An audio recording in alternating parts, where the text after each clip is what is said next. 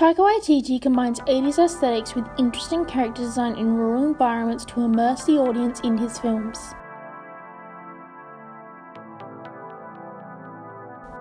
Taika Watiti likes to use 80s aesthetics in his films, whether by actually setting them in the 80s as in Boy, or just by the costuming and vaguely nostalgic, unspecified time of the setting. This may be due to the subject matter. Most of the time he focuses on relationships between people, particularly young people and the significant others in their lives, such as fathers and sons, step-parents and adopted kids, boyfriend and girlfriend. I think one of the reasons he used these 80s aesthetics is to take the audience back in time to when these things mattered the most for him, which was the 80s. Even if the audience didn't grow up in the 80s, it creates a sense of nostalgia for a more innocent time, which also makes sense since most of his films are set from the perspective of kids and teenagers, and it helps put the audience in the mindset of those children and understand the characters, by making them remember a time when they were more innocent and ignorant, therefore understanding why they make the decisions they do.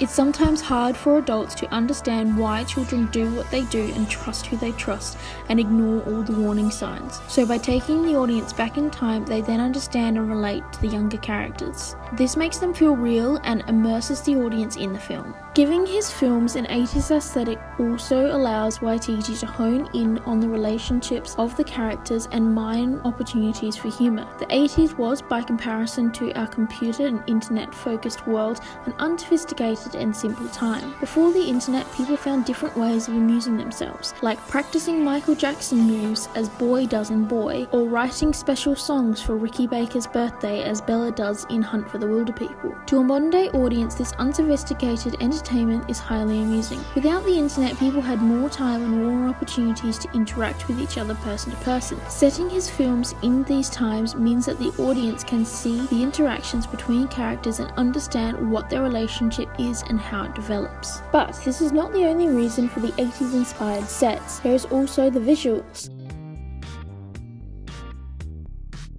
The 80s were boldly coloured, incorporating colours like bright red and cobalt blue, usually in block colours. The fashions were exaggerated. It was an era of power dressing, superheroes and Transformer toys. Taika Watiti likes to use a lot of quirky characters in his films and often gives them very distinctive costuming. This is assisted by the 80s setting, as the fashion of the time was bold and exaggerated enough that these characters did not seem too out of place in the environment. But this style is not just eye-catching, it also tells a story of who the person is. For example, in Thor Ragnarok, Taika Watiti has the character of Thor transform like a Transformer toy from the classical Viking warrior to a hardened ironclad superhero. In the beginning of the film, Thor has a long flowing red cape as Guardian armor, his trusty hammer and long Viking-inspired locks. These items are exchanged for short hair Space Gladiator armor and some 80s style items such as a collapsible sword and helmet reminiscent of the Transformers. This transformation of course mirrors the loss of his freedom and his home, changing everything he was so he could be a new hardened version of himself as the King of Asgard by the end of the film. Other characters in Thor Ragnarok also have significant character design.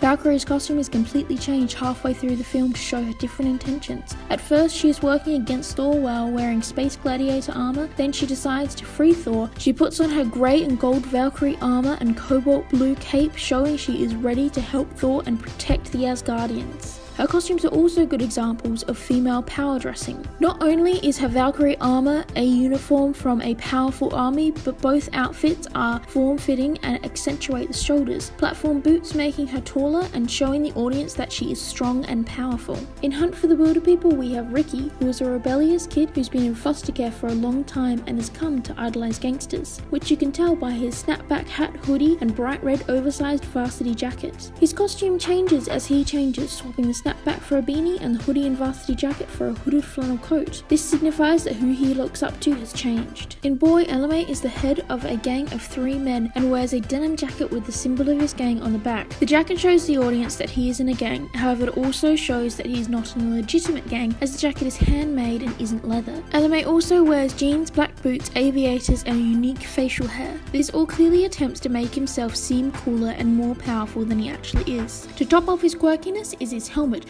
which says Shogun to show his incongruous interest in being a samurai. As well as being a point of humour, his attempts to portray himself as being powerful, as evident by his clothing, instead show how powerless he is in his own life.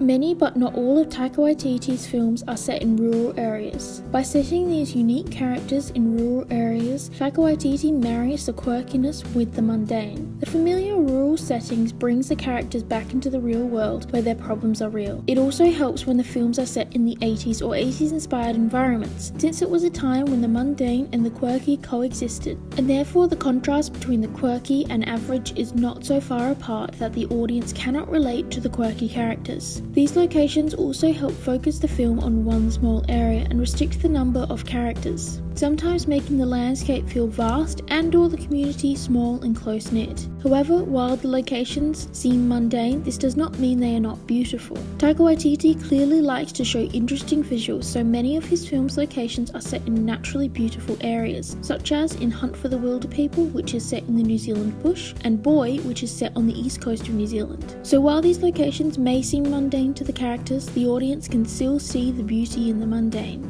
This immerses the audience by showing them that these people exist in the real world and that they are real people with real feelings and real problems. Waititi uses 80s and 80s inspired settings and costuming to invoke feelings of nostalgia for a simpler, less sophisticated time where his quirky characters can inspire both empathy and humour in his audiences. The costuming provides significant insight into the state of mind and growth, or otherwise, of his characters. His mostly rural setting, Thor being the obvious exception to this, and limited casts allow him to hone in on the characters and their relationships. By combining these elements, he connects his audience to his characters and immerses his audience in his films.